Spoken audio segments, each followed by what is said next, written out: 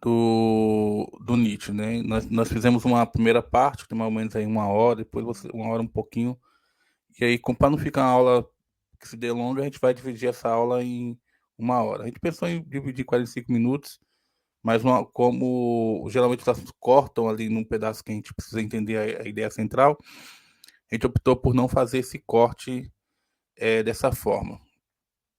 Na aula anterior, a gente viu a questão das bibliografias, a gente viu a questão de como Nietzsche ele se coloca na sua perspectiva, no seu perspectivismo, no seu pluralismo, no seu experimentalismo, como é que Sócrates é visto por Nietzsche, como é que Platão é visto por Nietzsche. A gente vai aprofundar um pouco essas questões. Vimos as referências que são pertinentes para vocês estarem usando ou lendo em relação do Nietzsche. Então, assim, tem aqueles que tratam do Nietzsche, que são especialistas acadêmicos, e tem as leituras do próprio Nietzsche, que eu indico que vocês não precisa ser um ou outro. Acho que é interessante vocês lerem os dois, tanto aqueles que fazem análise da obra nietzschiana, quanto aqueles que, de certa forma,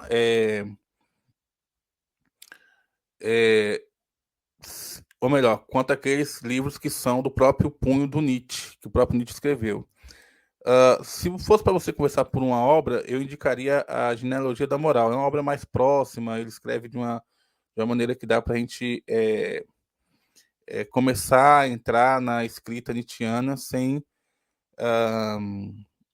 muita, talvez tenha dificuldade, porque você precisa ter essa compreensão de ciência, de sistema, mas como você já viu a obra lá atrás, a aula do Kierkegaard, então isso aí fica mais fácil para vocês acompanhar o processo. Uma vez que nós já falamos sobre essas questões, então nós vamos iniciar de onde nós paramos. Nós paramos nesse slide aqui. Primeiro nós falamos que o Platão ele apresenta os valores como se fossem atemporais, como se fossem ahistóricos, fora do espaço-tempo, porque estão lá no mundo inteligível, estão lá no mundo das ideias, e o Nietzsche vai colocar que os valores eles foram criados em algum momento por alguém. Ok, então vamos avançar aqui um pouco. Como eu falei com vocês, um livro interessante para vocês iniciarem é a questão do livro Genealogia da Moral. Lá o Nietzsche ele vai chamar a atenção que aquilo que é hoje chamado como bom, e outro tempo, antes de Sócrates, o guerreiro aristocrático, ele era chamado de bônus. Então, bom era o bônus, aquele que era viril, aquele que ia para a guerra, aquele que fazia os enfrentamentos, que era forte, que era belo, que não negava a vida. Mas foi essa transição aí que o Platão, o Sócrates fizeram, que acaba por praticamente tirar Dionísio e o outro por duplicar os mundos. O Nietzsche vai usar um termo que chama niilismo para esses que são duplicadores de mundo. São pessoas que niilismo quer dizer aquele que nega. Só que o nada, o niilista seria o nada, aquele que nega. Mas para o Nietzsche, o niilista tem um conceito de que o niilista é aquele que duplica os mundos. Que, além de duplicar o mundo, ele diz que não é esse mundo que é o melhor mundo é o de lá, é o outro mundo. Então, é esse mundo que é o melhor dos mundos. Enfim, então, na genealogia da moral, a gente vai procurar essa origem, como é que foi modificado, ou como é que foi adaptado, ou como é que foi é, passado para as pessoas a questão da moral. Então, assim, a moral ela é importante porque é por ela que se fazem muitas avaliações, inclusive a questão da avaliação dos valores, o que é importante, o que não é. E para entender isso, o Nietzsche vai fazer a construção de dois tipos. Uma tipologia de moral que ele vai chamar de moral dos senhores, e uma tipologia de moral que ele vai chamar de moral dos escravos. O Nietzsche não está querendo estudar cada caso de um. Não, ele está querendo criar um tipo para dizer, olha, essas pessoas se aproximam mais dessa moral e essas pessoas se aproximam mais dessa moral. Então, vão ser os aspectos que as pessoas têm em relação à vida que vai determinar qual é o tipo de moral que ele está seguindo. Então, não é o que as pessoas pensam sobre si, mas é a forma como as pessoas acabam agindo no mundo, ora reafirmando a vida, ora negando a vida, que vai determinar se eles são da moral dos senhores ou da moral dos escravos. Isso nós até começamos lá atrás com a questão do existencialismo, e eu dei o exemplo de Nietzsche. Mas hoje nós vamos aprofundar um pouco mais. Então, assim, repare, não dá para você, dentro da perspectiva nietzschiana, se você falar de um estado igual a São Paulo, que é muito amplo, muita gente, não dá para você falar, fazer um questionário com cada um para saber quem que segue qual moral. Então você acaba criando um tipo, e dentro desse tipo você coloca aqueles que estão mais próximos desta moral ou dentro dela, e aqueles que estão próximos dessa moral dentro daquela. Porque aí você pode dizer, olha, esse grupo aqui segue a moral de senhores, esse grupo aqui segue a moral de escravo. Quando você tem febre, você precisa de um termômetro. Dependendo de onde você estiver, do grau que você estiver, para cima, vai falar, olha, você tem febre. Para baixo, você não tem febre. Então, seria o seguinte, seria uma espécie de termômetro para saber quem é quem aí no mundo da moral. Estou fazendo essa analogia para ficar melhor, porque os termos são muito complexos e a gente precisa se aproximar e entender como é que o Nietzsche está tentando aí ver a questão da moral. Então, assim, as tipologias são construções puras para compreender esse fenômeno social. O Weber fez uso dessas tipologias. E uma série de estudiosos fizeram uso dessa tipologia para poder compreender a realidade que os cerca ali, entender como é que os fenômenos eles são colocados, eles se apresentam, etc. Então, para Nietzsche, existem essas duas morais. Na moral do senhor, os senhores são os tipos fortes, são os capazes de afirmar a si mesmos, lidar com a natureza trágica da vida, lembra de Apolo, Dionísio, e legislar sobre os seus próprios valores morais. Então, não é que o forte ele é julgado por outro. Na concepção nietzschiana, o forte tem que julgar a si mesmo. Não é que eles acabam criando as próprias leis. Eles mesmos acabam reafirmando a própria vida. Eles mesmos acabam dizendo, nós somos bons. E a moral dos escravos. A moral do escravo ou moral de rebanho são aqueles que são os fracos. Por quê? Porque muitas vezes o escravo ele não consegue competir com aquele que é forte. Então, como ele não consegue competir com quem é forte, o que ele vai fazer? Ele vai acusar ou julgar o forte, ele vai acusar e julgar o senhor pelas suas atitudes, dizendo, olha, você não deveria ser assim, você deveria ser assado. Ele vai tentar fazer com que os senhores não afirmem ou não se afirmem dentro da sua própria moral. São aqueles ressentidos, porque como ele não consegue ser um forte, ele acaba tentando influenciar o outro a não afirmar a sua potência, a não se afirmar enquanto indivíduo, a não se afirmar enquanto um ser desse mundo que tende a reafirmar a vida.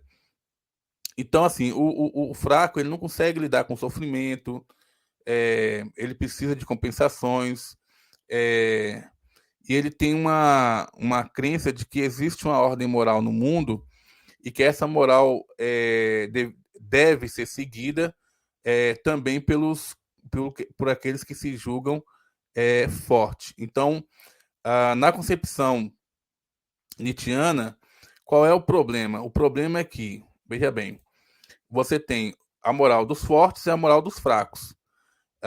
Quem são os fortes? Aqueles que reafirmam a vida, aqueles que não duplicam o mundo como fez Platão. Na verdade, o mundo é esse aqui, tem que viver aqui, tem que sofrer aqui e reafirmar a vida. Não é só viver aquilo que é bom, no sentido de, nesse momento a vida, não estou passando por nenhum problema na minha, não nenhum problema, mas estou passando por problemas que não são tão graves.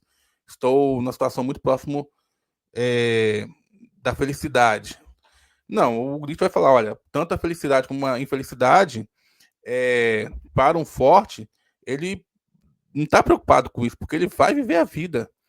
Ele vai sofrer, mas ele não vai negar de viver a vida por causa do sofrimento. Muito pelo contrário, ele vai reafirmar a vida no próprio sofrimento.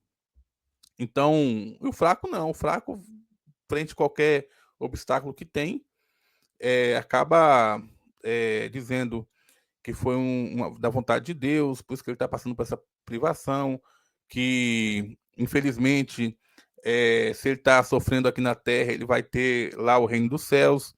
E o forte não, o forte fala, não, eu quero meu reino aqui na Terra, eu quero aqui e agora, eu quero viver, eu não quero sobreviver. E o fraco não, o fraco vai ficar, não, a vida é assim mesmo, porque cada um tem seu lugar.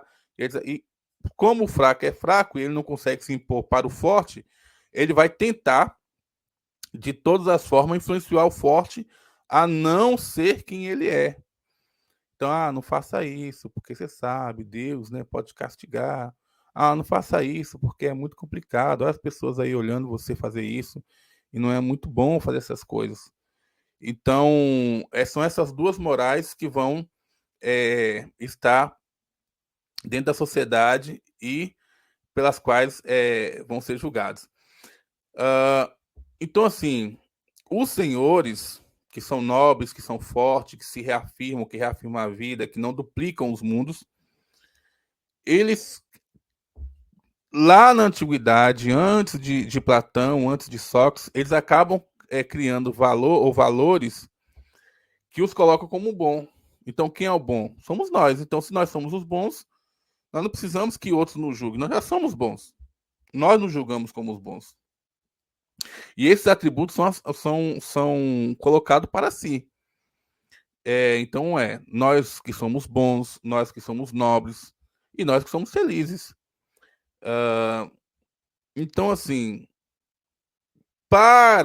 se eu sou bom, entendo-se que existe outros que não conseguem reafirmar a vida como nós, que são essa imagem pálida, sem contraste, e dos quais nós sabemos que são ruins. Essa é a questão. Nós somos os bons e existe aquilo que é ruim. O ruim é aquilo que não é bom igual nós, não consegue se reafirmar na vida. Então, esses são os fracos, são os desprezíveis, são os incapazes de lutar. Só que o que acontece? Se você tem a moral dos senhores, você tem a moral dos escravos, que são os ressentidos e fracos, que começam a perceber que existe aqueles que são bons, que são guerreiros, etc. E aí inventam o valor mal. Veja, ali estão dizendo, aqui está dizendo o quê? Os senhores são bons, são viris.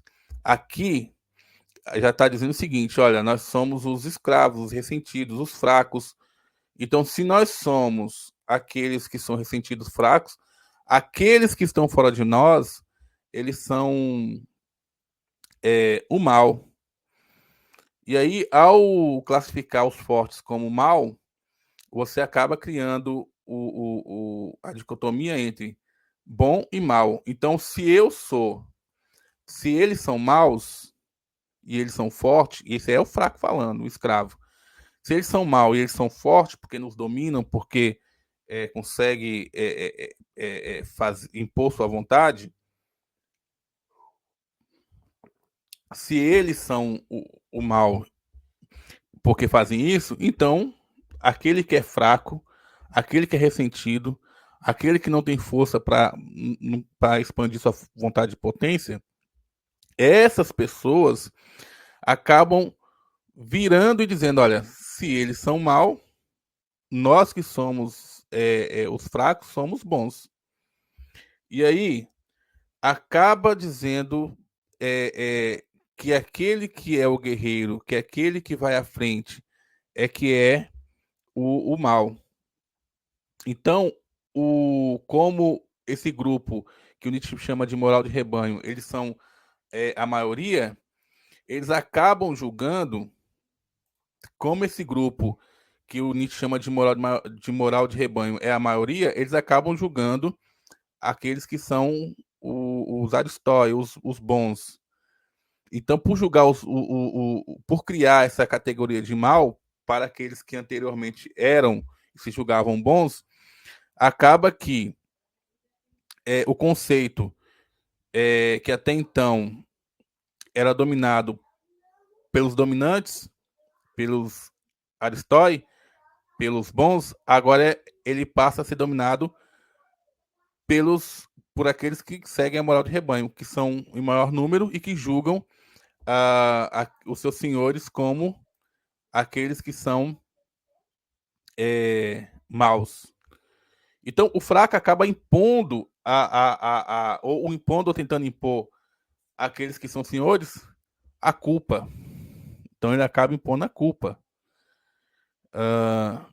E aí se inverte a questão dos valores, ou seja, acaba mudando. Veja bem, então nessa contradição entre o que é bom e o que é ruim, isso aqui é a visão do forte, né? O bom e ruim são valores pelos quais os nobres avaliam a si mesmos. São valores de autoafirmação. E que os escravos, aqueles que têm a moral de escravos, acabam não aceitando isso. Por quê? Porque quem quer impedir de ser mais não é o bom. O bom sabe que é bom, já consegue se expandir. Quem quer impedir que o bom se expanda é aquele que não consegue. Olha, você não acha que você está se excedendo? Você não acha que você está. É só você pensar o seguinte, por exemplo.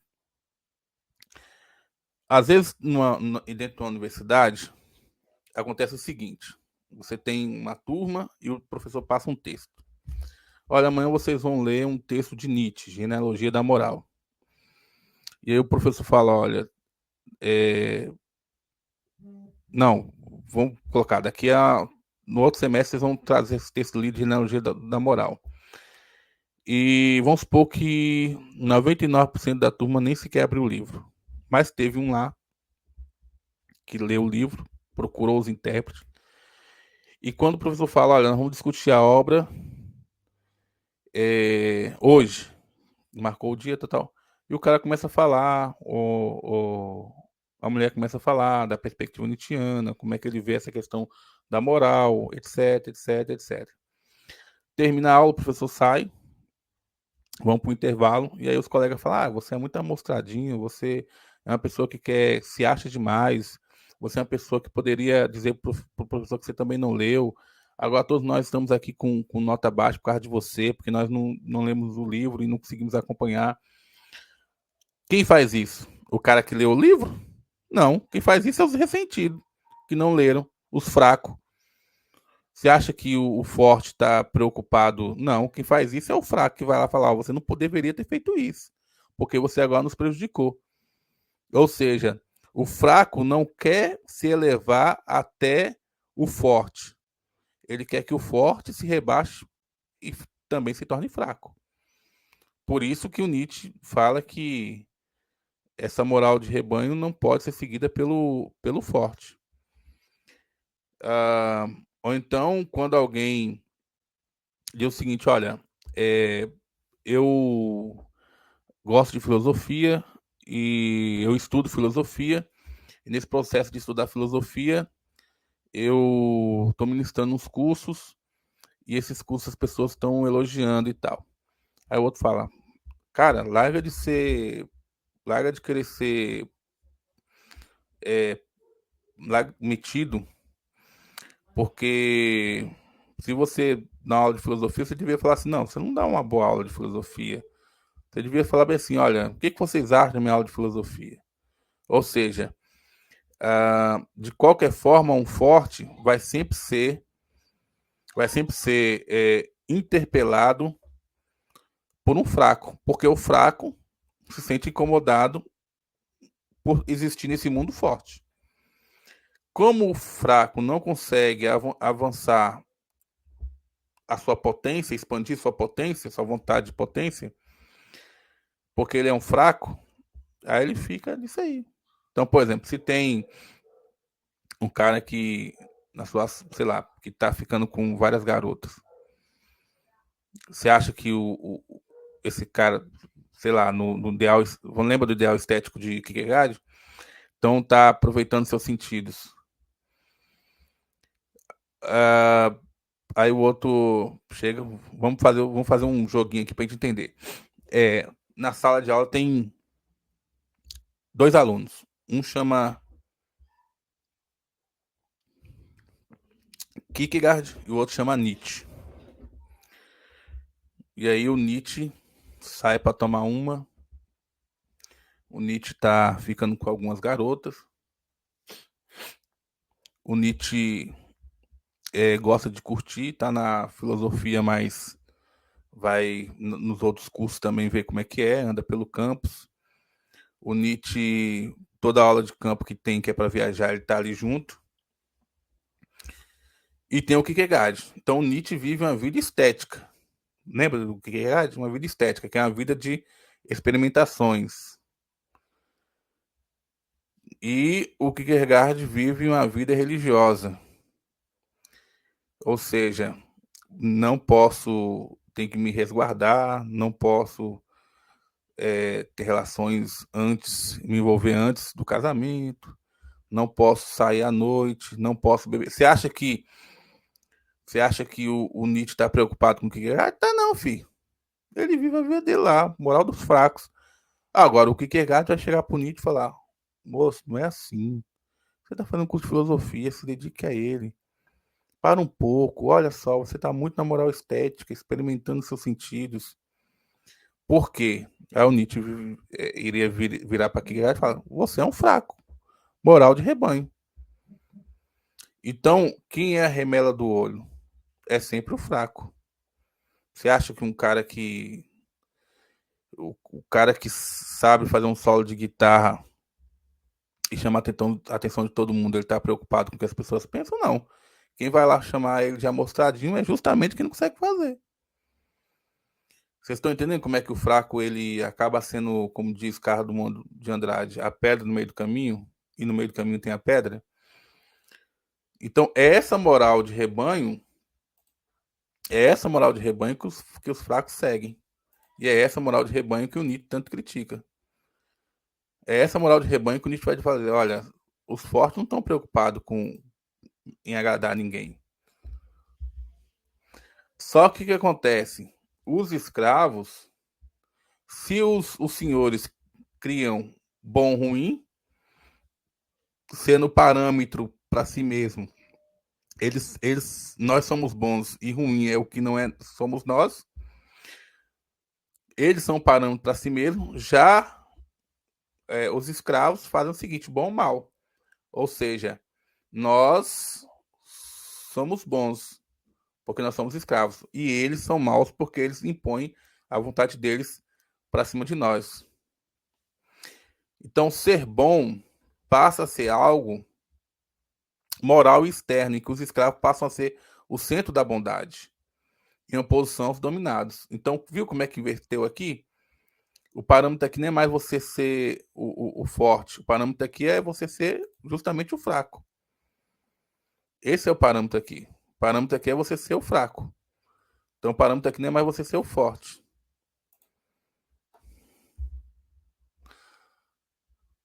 O que o Nietzsche diz disso tudo? A perspectiva avaliadora do ressentido surge então de uma inversão dos valores. Você muda, você muda, você muda. Aquilo que era para ser tido como fraco, escravo,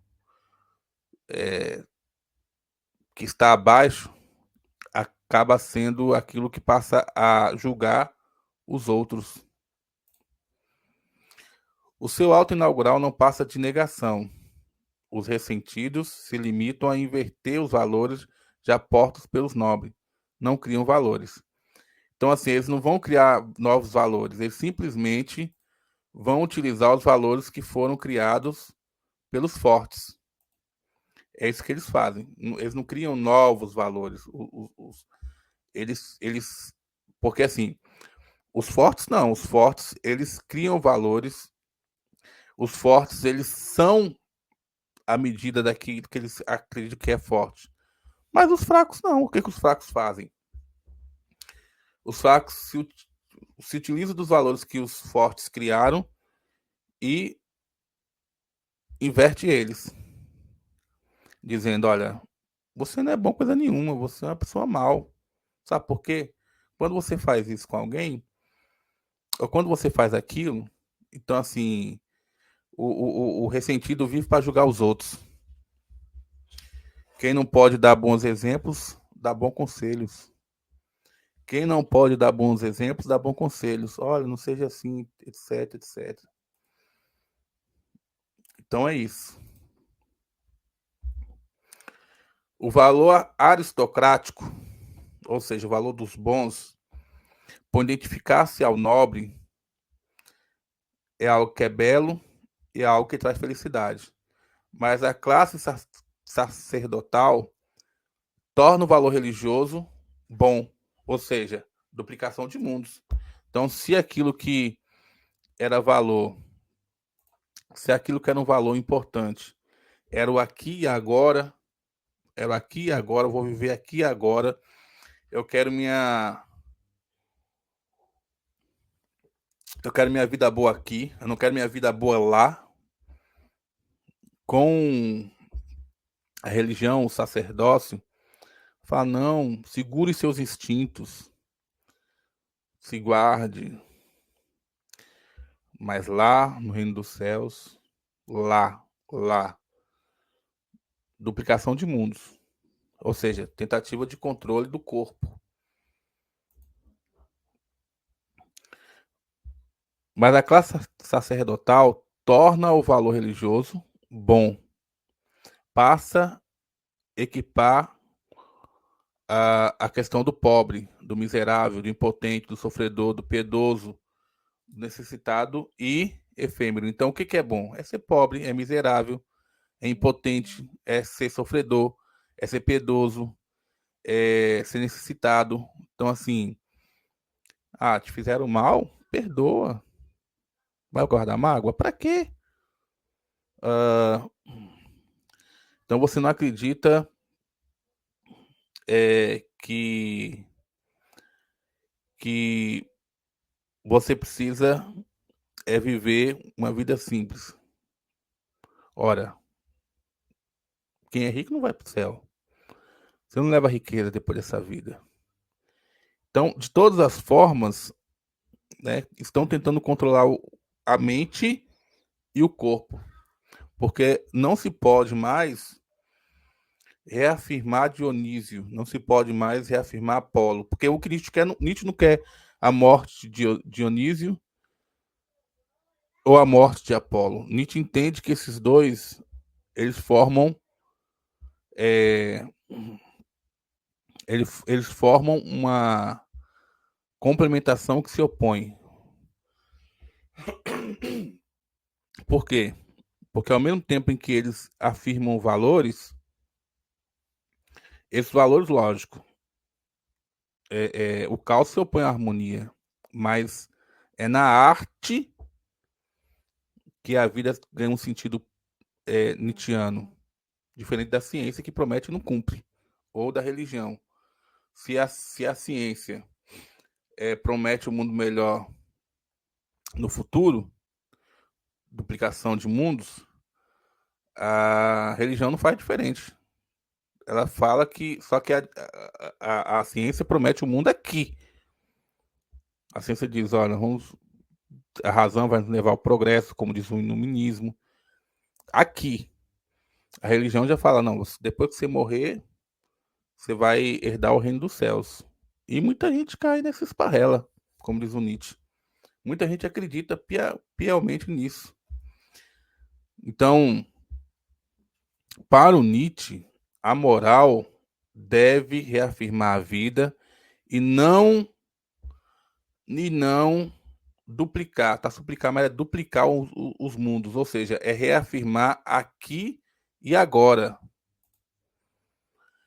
Eu vou dar um exemplo de uma passagem da Odisseia. Ulisses, que é o herói, ele queria ver o canto da sereia. Ele queria ver o canto da sereia, ele queria ouvir o canto da sereia. Lá na Odisseia, que quer dizer viagem, aqui está representado por esse quadro, como é que as coisas vão funcionar. Lá na Odisseia, Ulisses, ele sabe que todos os barcos que passam por ali escutam o canto da sereia e pulam na água e não se sabe o que acontece depois. No sentido assim de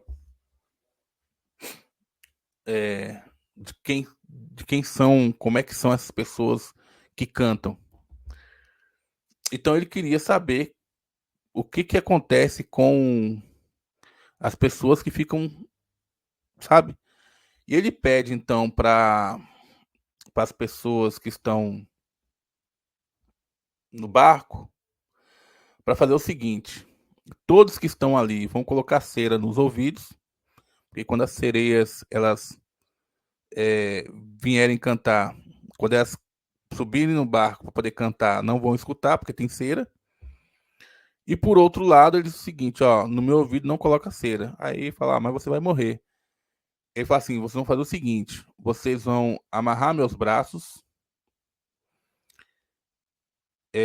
me amarre bem amarrado, e mesmo se eu pedir ordenar vocês para desamarrar, vocês não façam isso. Então ele é amarrado, as sereias aparecem para poder cantar, as sereias aparecem cantando, ele está amarrado, só que sem cera no ouvido, ele quer se jogar no mar e ele tenta escapar, ele ordena para que deixe ele escapar, ele enlouquece quando escuta o canto da sereia, os outros ficam indiferentes porque estão com cera nos ouvidos e eles conseguem passar. Esse aqui é um quadro que retrata essa passagem. Aqui já é outro quadro. Então quer dizer que as sereias são retratadas dessa forma. Aqui a forma das sereias já são essas, quer dizer assim, talvez para os que estão com cera no ouvido, talvez apareçam dessa forma, mas para Ulisses talvez apareça dessa forma aqui. De qualquer forma, o que nós estamos tentando colocar aqui? É preciso tomar cuidado com o canto da sereia. O que é o canto da sereia? O canto da sereia que nós estamos fazendo aqui uma pequena metáfora, essa moral dos escravos, como diz Nietzsche, que canta e tenta fazer com que o forte se negue enquanto forte. Se negue enquanto forte. E aí, a gente vai entrar agora numa questão que é muito colocada, que é a questão da morte de Deus. Deixa eu explicar uma coisa para vocês aqui. Quando nós falamos da morte de Deus, nós estamos falando de uma questão muito importante em Nietzsche. Você no seu dia a dia, quando você vai quando você vai tomar, você sente uma dor de cabeça, por exemplo.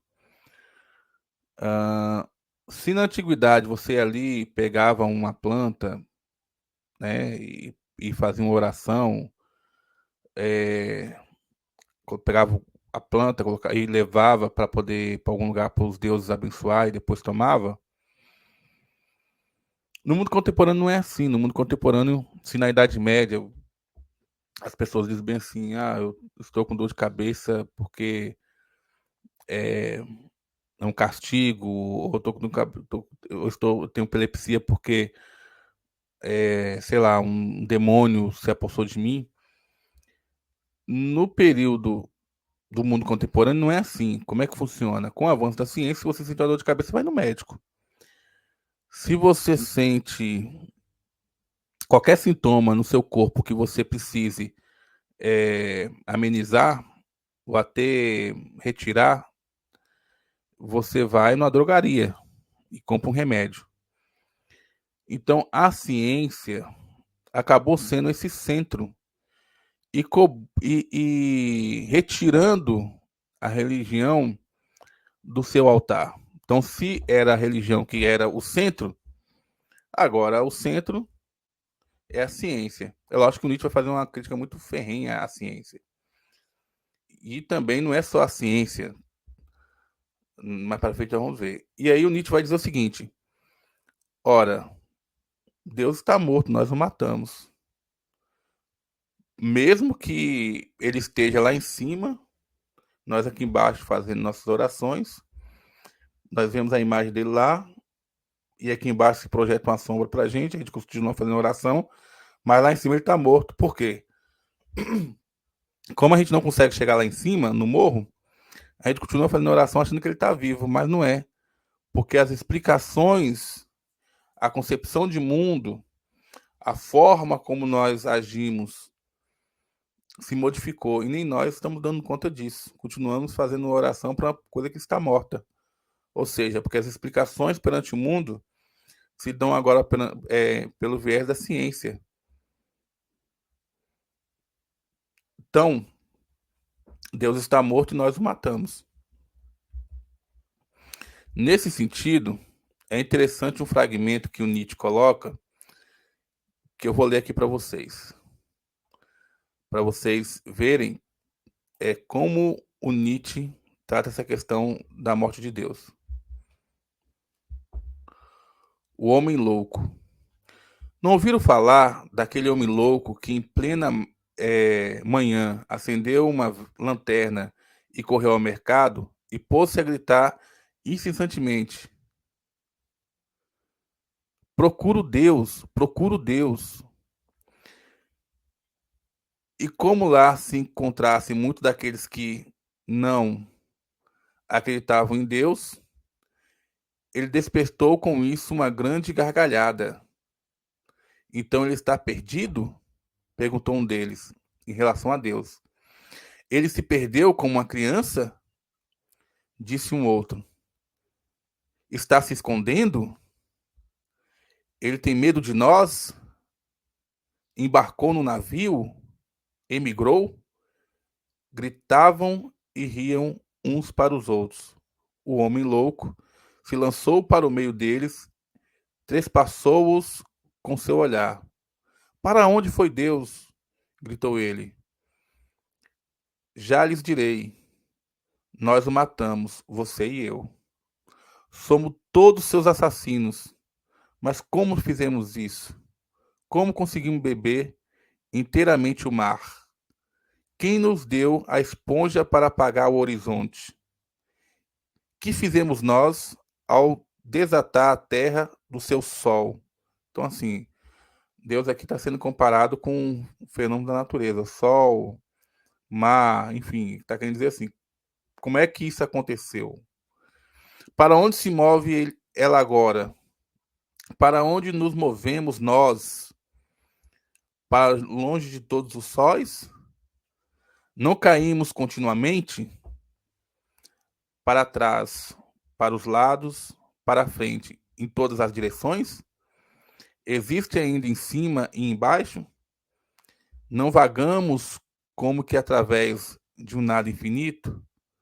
Não sentimos na pele o sopro do vácuo? Não se tornou ele mais frio? Não anoitece eternamente? Não temos que acender lanternas de manhã? Não ouvimos o barulho dos coveiros a enterrar Deus? Não sentimos o cheiro da putrefação divina? Também os deuses apodrecem. Deus está morto. Deus continua morto. Então, quer dizer, Deus está morto e nós o matamos. Como nos consolar a nós, assassinos entre os assassinos? Aqui não dá para ler porque tem um pequeno atrapalho ali, mas enfim. Forte e sagrado que o mundo até então possuíra, sagou inteiro sobre os nossos punhais. Quem nos limpará esse sangue? Com que água poderíamos nos lavar?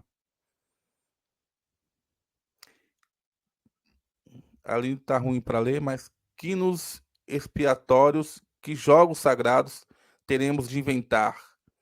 A grandeza desse ato não é demasiado grande para nós? Não deveríamos nós mesmos nos tornar deuses para ao menos parecer dignos dele? Nunca houve ato maior, e quem vier depois de nós pertencerá, por causa desse ato, a uma história mais elevada que toda a história até então. Então, a morte de Deus também é uma afirmação do próprio homem. A morte de Deus faz com que a história que for vir depois será mais elevada do que a história que se viveu até então. Nesse momento, silenciou o homem louco e novamente olhou para seus ouvintes. Também eles ficaram em silêncio, olhando espantados para ele. Eu venho cedo demais, disse então. Não é ainda meu tempo. Esse acontecimento enorme está a caminho. Ainda anda. Não chegou ainda aos ouvidos dos homens. Ou seja, a morte de Deus não chegou nos ouvidos das pessoas que são os homens.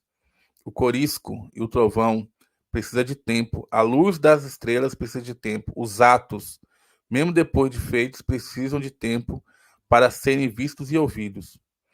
Esse ato ainda lhes é mais distante que a mais longínqua constelação, e, no entanto, eles cometeram. Conta-se também, no mesmo dia, o homem louco irrompeu em várias igrejas, e em cada uma entoou o requiem a eterno Dio, ou seja, como fosse um requiem para a morte. Levado para fora e interrogado, limitava-se a responder: o que são essas igrejas, senão os mausoléus e túmulos de Deus? Esse é o aforismo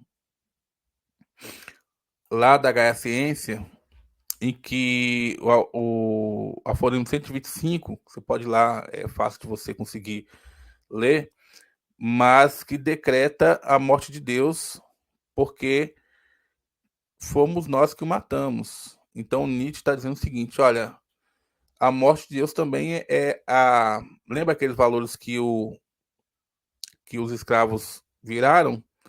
A morte de Deus também é uma reafirmação da vida. Então, Nietzsche quer reafirmar a vida. Então, ao reafirmar a vida, ele não quer nada metafísico, nada além do físico para explicar a própria vida, porque isso nega a vida. Todas as explicações metafísicas negam a vida. Todas as explicações metafísicas são nihilistas, ou seja, criam outro mundo e acabam não deixando viver nesse mundo até então. Então acaba criando outro mundo, por isso que reafirmar os valores, reafirmar a vida, é reafirmar a morte de Deus. Kierkegaard lá atrás falava o contrário, né? Lembra lá como é que Kierkegaard tratava essa questão? Aqui não, aqui ele está dizendo justamente isso. Olha, não é bem assim não. Então o que o Nietzsche vai dizer? Olha, se nós reafirmamos a vida, a pergunta que nós temos que fazer em relação à vida essa vida que nós vivemos, ela realmente vale a pena? Essa vida que nós vivemos realmente pode ser vivida? Ora, tirou a questão metafísica,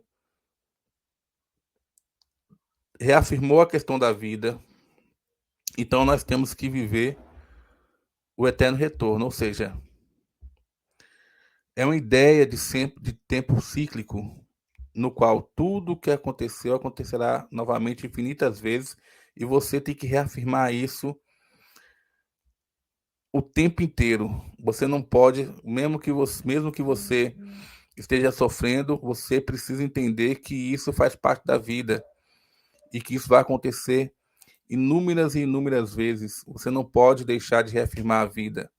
Então, esse é o eterno retorno, ou seja, você precisa entender que a vida precisa ser reafirmada não só no seu momento ruim, e não só no seu momento bom, e vice-versa. Então, assim, essa natureza do tempo, que é um tempo que sempre é cíclico, é uma visualização, uma proposta da, de uma maneira de ver, né? Que é uma teoria quer dizer maneira de ver. Teoria, na verdade, quer ver. Teoria em filosofia quer dizer ver os deuses, mas aqui recortando seria uma teoria, uma forma de ver a natureza ou o tempo, como é que esse tempo ele acontece. Por outro lado, também é um experimento mental, no qual você diz assim, não, independente do que a vida me propõe, eu sou um destino. O que é um destino? Destino é algo que não dá para você mudar, e você vai, se for uma tragédia, você vai viver a tragédia até o fim. Não vai negar nem Apolo nem Dionísio. Muito pelo contrário, você vai reafirmar o tempo inteiro. É isso que é reafirmar a vida. É isso que é viver no eterno retorno. É não negar aquilo que a vida lhe ofereceu.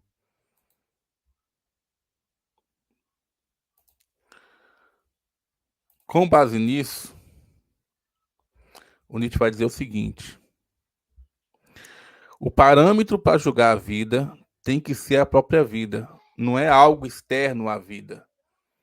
Você não tem que pegar a moral escrava, você não tem que pegar aquilo que está em outro mundo, você tem que julgar a vida pela própria vida. Se a sua vida, ela, você julgou que precisa viver de forma plena, então você está vivendo um eterno retorno. Mas se você quer que na sua vida só aconteça coisas boas, dizendo que as coisas ruins não deveriam acontecer, é isolamento. Então o que o Nietzsche vai dizer? Ó, a vida é essencialmente uma apropriação. E aí entra outro conceito nietzschiano, que é a vontade de potência, vontade de expansão, uma violação, uma sujeição de tudo aquilo que é estranho e fraco. Significa opressão, rigor, imposição das próprias formas, assimilação, ou pelo menos, da sua forma mais suave, um aproveitamento. Então, quer dizer, lembra que eu falei da moral dos escravos, a moral de rebanho, que é a moral fraca, a moral dos fracos, que é a moral que tenta reprimir os fortes, que é a moral que tenta criar formas para poder enquadrar os fortes nela. Enfim, também uma corporação, na qual, como indicamos mais acima, os indivíduos se tratam como iguais. Então, os bons não tem problema, eles são bons, eles vão se tratar como iguais. Quem fica com ressentimento é os fracos, que é o diferente dos bons. Isso acontece em toda a aristocracia sadia. Então, Nietzsche não é a favor da igualdade entre os homens. Para ele, isso é decadente. Os homens são desiguais e devem ser tratados dentro da sua desigualdade. A, a sociedade sadia é aqueles que são os aristocratas, que são os melhores, que são os bons, devem ser tratados como tais. deve, embora represente um corpo vivo e não um corpo moribundo, fazer nas próprias relações com os outros corpos tudo aquilo que são obrigados a abster-se os seus componentes nas suas relações recíprocas. Essa deverá ser a vontade de dominação. Desejará crescer, aumentar, atrair, adquirir e adquirir aí o predomínio, não já pela moralidade ou imoralidade, mas unicamente porque vive e porque a vida é vontade de potência. Então, ah, uma pessoa com vontade de potência não quer dizer que ela precisa humilhar os outros. Por quê? Porque se ela tentar humilhar os outros, ela simplesmente está desgastando com algo que desnecessário. Se você é bom, você não precisa provar para o fraco que você é bom. Você é bom e acabou. Essa é a questão. Acho que dá para a gente entender aí que o Nietzsche não está muito preocupado se os bons vão ser julgados ou não. Eles têm que se reafirmar. E aqui, para a gente lembrar como Sócrates e Platão são tidos como niilistas por Nietzsche. Sócrates é tido como niilista porque coloca a razão acima de todas as coisas e Platão por dividir os mundos.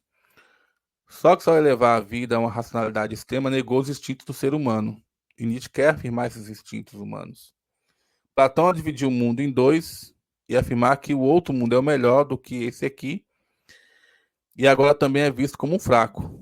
Platão deu as bases para o cristianismo, ou seja, para a negação dos instintos. Por isso que o cristianismo é visto por Nietzsche como o cristianismo é platonismo para o povo, ou seja, é uma moral de rebanho, uma moral dos fracos, que como esses senso comum, esses rebanho, esses fracos, esses desqualificados não têm acesso à filosofia platônica, então eles têm acesso ao cristianismo. A frase clássica do Além do Bem e do Mal: cristianismo é platonismo para o povo. A moral ocidental é fruto da decadência. Decadência é essa pela ciência, decadência é essa pela religião, decadência é essa por qualquer tipo de proposta que queira duplicar mundos. É isso que ele chama de niilista. É aquele que Nietzsche dá um outro sentido para niilista. É aquele que acaba criando outro mundo que não é esse mundo aqui. E reafirma o mundo lá. Só que Nietzsche é um niilista, tem um niilista passivo e um niilista ativo. O niilista passivo é aquele que frente ao mundo acaba se resignando para poder aguardar o outro mundo. O niilista ativo é aquele que sabe que não existe essas, essas, esse outro mundo, mas que se reafirma no aqui e no agora. No aqui e no agora. Nem ciência, né? Então, assim, seja pela ciência, seja pela filosofia e até mesmo pela religião cristã, Nietzsche não quer um depois. Nietzsche quer reafirmar os instintos aqui e agora. Então, por isso que é preciso uma revolução dos valores, para que possa reafirmar os valores do forte, porque enquanto não se reafirmar ou não tiver essa transmutação dos valores, os valores daqueles que são ou que se dizem com a moral de rebanho, é esses que vão prevalecer e que vão julgar.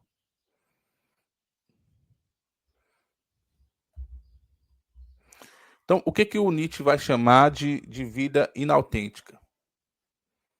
Nietzsche vai dizer o seguinte: a maior parte das pessoas não está satisfeito com o seu trabalho, não está satisfeito com o seu casamento, não está satisfeita com a vida que leva. Mas mesmo assim leva a vida. Ou seja, não satisfeito com a realidade que eles vivem, eles acabam criando de forma niilista outros mundos, sejam lá na novela, quando eles imaginam sejam lá na minissérie, seja lá na rua, seja lá na rede social, ou seja, eles não aceitam a vida como, como ela realmente é. E acaba transferindo para esse outro as suas esperanças, a sua espera. E enquanto, por outro lado, culpam as pessoas que são ao seu redor pela sua infelicidade. Então eu não aceito a vida como ela é, duplico os mundos, porque é essa moral que me foi ensinada, e culpo quem tenta, de certa forma, não, ou desculpa, tenta e culpo quem, de certa forma, tenta dizer para mim que essa duplicação de mundo é ser escravo. O que que o Nietzsche vai dizer? Se a gente conseguir fazer essa mudança dos valores e vir o Ubermensch, que é o super-homem, alguns tradutores colocam super-homem, outros colocam além do homem. O que que o super-homem não é aquele Superman que voa em prédios, etc, etc. O Superman é aquele que cria seus próprios valores, é aquele que reafirma a vida, é aquele que não tem medo de seguir aquilo que ele quer seguir, porque ele mesmo é o seu parâmetro de bem e mal. O Nietzsche tem uma frase do Nietzsche que é interessante, ele fala, tudo aquilo que é feito por amor está para além do bem e do mal. Então, o Ubermensch, o além do homem, ele precisa se reafirmar. Dá para conservar esse homem que está aí? Segundo o Nietzsche, não. Esse que segue a moral escrava. Então, para Zaratustra, o homem é algo a ser superado. O homem é algo a ser superado. A palavra Uber quer dizer super, né? Aí alguns traduzem como super-homem. Outros colocam além, que está além desse homem que nós estamos acostumados, que reafirma a vida. Então, aqueles que são senhores precisam viver o além do homem, reafirmando a vida. E aqui tem um conceito do Nietzsche que é muito interessante, que é o amor fati. O amor fati é você viver a vida aqui e agora e aceitar que as coisas são o que são, não o que você gostaria que elas fossem. Então, se você é casado, aceita sua mulher como ela é. Se você é casado, aceita seu companheiro ou companheira como é. Não fique criando idealizações, que essas idealizações é fruto da moral de escravo que colocaram em você. Aceite o que você tem. Valorize o que você tem. Vive a vida como ela é. Então, assim, tira esse peso da culpa que você deveria também ser outra coisa, ser outra pessoa. Aí ele diz o seguinte, ó. Nada querer diferente, seja para trás, seja para frente. Seja em toda a eternidade. Lembra do eterno retorno? Então, é você viver a vida e as coisas que você tem de forma plena. Porque se você ficar projetando idealizações, você vai viver aquilo que é na idealização que você criou, duplicação de mundos, e o aqui e agora você não vive. Se você pensar que existe um reino do céu, você não vai viver. Se você achar que seria melhor que lá no programa que você assistiu, seria melhor porque as pessoas que aparecem ali têm outra aparência estética e seria melhor. Não, viva o aqui e agora. Então, a melhor relação é o que você está vivendo, a melhor dia é o que você está vivendo, porque isso vai se repetir eternamente. Então, você tem que viver de forma intensa. Ah, mas eu estou sofrendo, eu estou doente. Viva de forma intensa, porque isso aí vai te ensinar de alguma forma. Não fique duplicando mundos ou esperando chegar lá para você viver de forma plena. Revisão. Essa revisão eu peguei lá do Reality Antissérie e aí eu vou colocá-la aqui, tá? Então vamos lá. Primeiro, a vida é racional, cruel, cega e tem dor e destruição. E seus dois instintos fundamentais são Dionísio, que é a imagem da força instintiva e da saúde, embriaguez, essa embriaguez criativa e paixão sexual. Dionísio é o símbolo da humanidade que diz sim à vida, em pleno acordo com a natureza. E Apolo, que é a visão de sonho, tentativa de expressar o sentido das coisas com medida e moderação, é a harmonia. Apolo é o símbolo da humanidade que se explicita em figuras equilibradas e límpidas. Nós vimos isso aqui é a revisão. E aí você tem os pessimismos, né? Estão falados por Nietzsche, que é o pessimismo romântico, o pessimismo dos que renunciam dos falidos e dos vencidos, como é o caso de Schopenhauer e Wagner, que ele vai seguir e depois vai romper. Em um primeiro tempo, considerados por Nietzsche como artífices do renascimento do Dionísio na modernidade, mas depois eles vê que ambos eram decadentes. O trágico. O pessimismo de quem aceita a vida, embora conhecendo sua dolorosa tragicidade. Este leva adiante a bandeira de um novo iluminismo. Considerando a história sobre o perfil crítico, o Dionísio e o Apolíneo milagrosamente se ligaram apenas na apenas na época da Grécia pré-socrática, na tragédia ática. Então vamos lá. Considerando a história sobre o perfil crítico, Dionísio e Apolo milagrosamente se ligaram apenas na época da Grécia pré-socrática. Então não tem outro lugar. É ali que acontece a tragédia e que isso vai sintetizar o ideal que Nietzsche vai falar. A arte trágica foi um corajoso e sublime dizer sim à vida, expressão autêntica do pessimismo trágico. Mas com Sócrates, o Apolino prevaleceu, com a louca presunção socrática de entender e dominar a vida com a razão, começou a verdadeira decadência da humanidade. E aí vem outro problema. O cristianismo contribuiu para, posteriormente, envenenar a humanidade, considerou o pecado todos os valores e os prazeres da terra, fazendo de Cristo verdadeiro espírito livre, um símbolo de ressentimento contra tudo aquilo que é nobre. Já expliquei por que isso aí acontece. São três os pontos de vista sobre a história. Monumental, nós não tratamos de história, então não vou entrar aqui, mas vou ler para vocês, mas não é nosso foco a questão da história. Isso aí a gente vai ver em teoria da história, que vai ser outro curso que eu vou criar. Mas eu vou ler para vocês. São três os pontos de vista sobre a história. O monumental, de quem procura no passado modelos e mestres.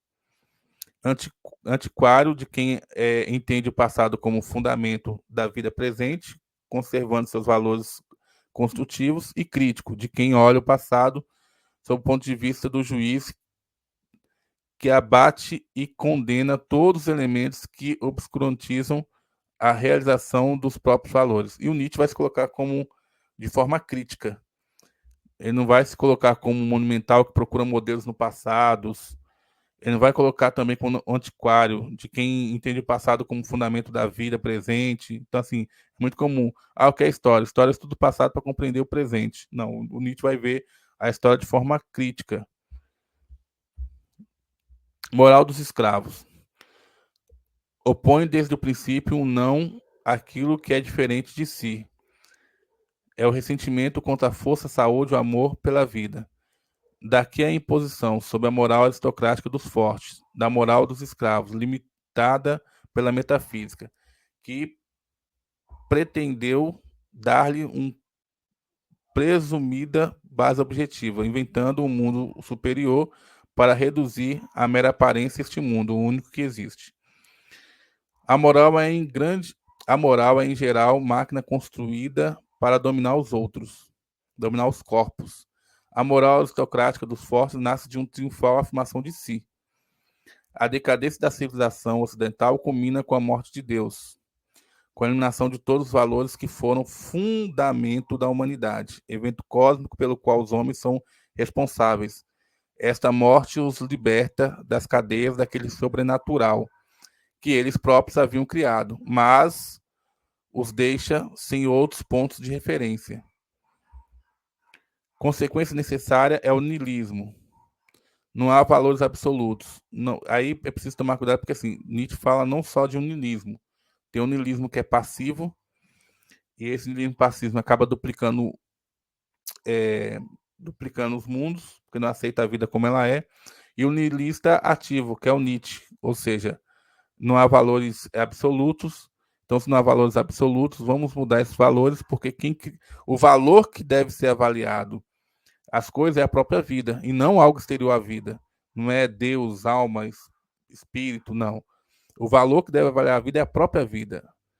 E tudo aquilo que vai contra a vida, que tenta reprimir seus instintos, está indo contra a própria vida. Então, a consequência necessária é o niilismo. Não há valores absolutos, não há nenhuma providência, nenhuma ordem cósmica. Resta apenas o abismo do nada, nil, o eterno retorno do universo e da vida. Zaratustra é o profeta do amor fati, como aceitação do eterno retorno das coisas e transvalorização de todos os valores. E anuncia o advento do super-homem, ou do além do homem. Aqui traduzido para super-homem, mas também pode ser além do homem. Alguns livros vai ter além do homem e outros vão ter super-homem. Que ama a vida e cria o sentido da terra. Nele, remédio Dionísio com vontade de poder. Que lá atrás Sócrates matou Dionísio. Eu tirei esse resumo desse livro aqui, de Nietzsche, A Escola de Frankfurt, História da Filosofia, do Reale e do Antissérie. O Nietzsche é o primeiro, o esquema, pronto, já vem no finalzinho com as obras de Nietzsche, ali ele faz um mapa mental no final do capítulo, mas não é só de Nietzsche, de todos os filósofos que estão lá. E aí eu gostaria de terminar essa aula com uma frase de Nietzsche, onde ele coloca o seguinte: não há fatos eternos, como não há verdades absolutas. Essa é, para fechar, a ideia de Nietzsche. Então, o que Nietzsche faz dentro do mundo ocidental? Vou me reter ao mundo ocidental. Nietzsche está dizendo o seguinte: olha, nada de ficar aí, como diz Kierkegaard, vivendo um mundo religioso, se guardando para agora, guardando agora para um mundo depois. Pode ser que ele não venha.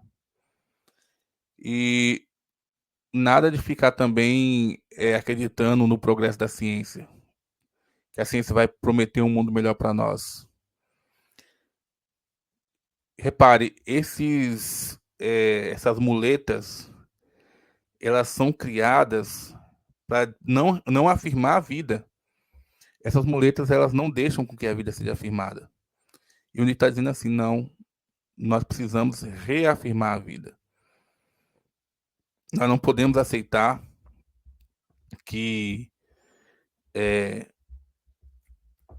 seja ciência, seja filosofia, e aí ele vai criticar o Kant. Lembra do imperativo categórico de Kant? Age como se fosse uma lei universal? Nada. Cada um tem que agir de acordo com a sua vontade de potência. Ou seja, reafirmando a vida. Se eu sei que uma coisa vai fazer mal para mim, por que eu vou agir? Eu dei até um exemplo do nazista. O nazista bate na porta e pergunta da minha família. Se eu sei que o Kant vai dizer, olha, pelo imperativo categórico, você não pode mentir. Você não pode mentir, você tem que entregar a sua família ao nazismo.